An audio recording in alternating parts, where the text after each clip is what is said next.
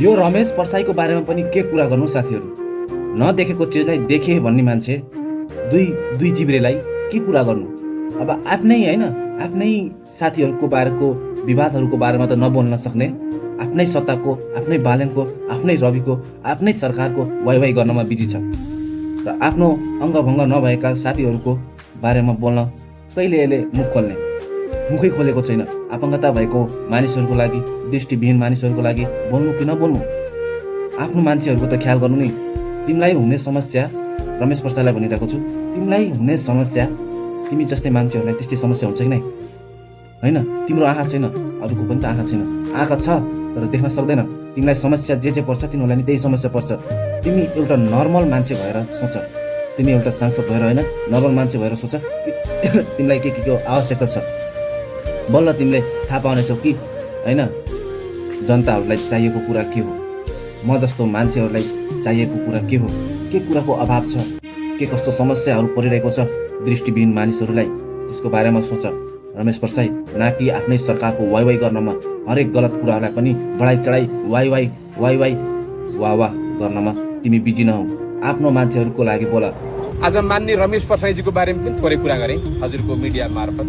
आज मान्य रमेश पर्साईले एकचोटि बोल्नु भएको छ, आज एकचोटि मात्रै बोल्नुभयो उहाँ।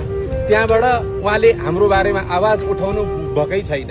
वास्तवमा भन्ने हो भने उहाँ दृष्टिविहीनको सांसद, दृष्टिविहीनको प्रतिनिधित्व गरेर जानुभएको हो, तर उहाँ त कसको प्रतिनिधित्व गरेर जानुभयो त्यो बुझ्नै गाह्रो भयो। बाइक यसरी चलायो, उसरी चलायो, बाइकमा एउटा हातले बाइक चला देखाऊ भन्नुहुन्छ, अब उहाँले कता भन्नुभयो, के भन्नुभयो त्यो थाहा छैन। यहाँ दृष्टिविहीन यसरी अनसन बसिया देख्नुहुन्न फेरि उहाँले मनको आँखाले। मैले उहाँको शारीरिक कुरामा आजकल हुन्छ होइन, उहाँको मनको आँखाले त्यो देख्दैन।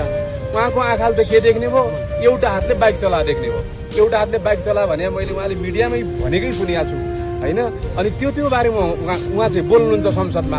आज दृष्टिविहीनले खान नपाउँदा, दृष्टिविहीनहरू भोकै मर्दा, दृष्टिविहीनमाथि लात्ती प्रहार हुँदा, दृष्टिविहीन महिलामाथि हातपात हुँदा, महिलाका संवेदनशील अङ्गमाथि नगर प्रहरीको हस्तक्षेप हुँदा, यसको बारेमा चाहिँ उहाँ बोल्नुहुन्न।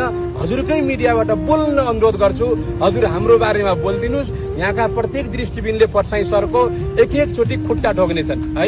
यदि बोलिदिनु भयो भने मैले रिक्वेस्ट गरेँ उहाँलाई हजुरकै मिडियाबाट। दृष्टिविहीनहरूको लागि बोला, अपङ्गता भएका मानिसहरूको लागि बोला। कहिले बोल्ने तिमी?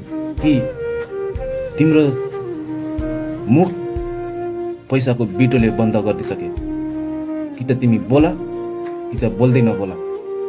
यदि बोल्नै छ भने आफ्नो सरकारको बारेमा होइन, अपङ्गता र दृष्टिविहीनहरूको मान्छेको लागि बोला।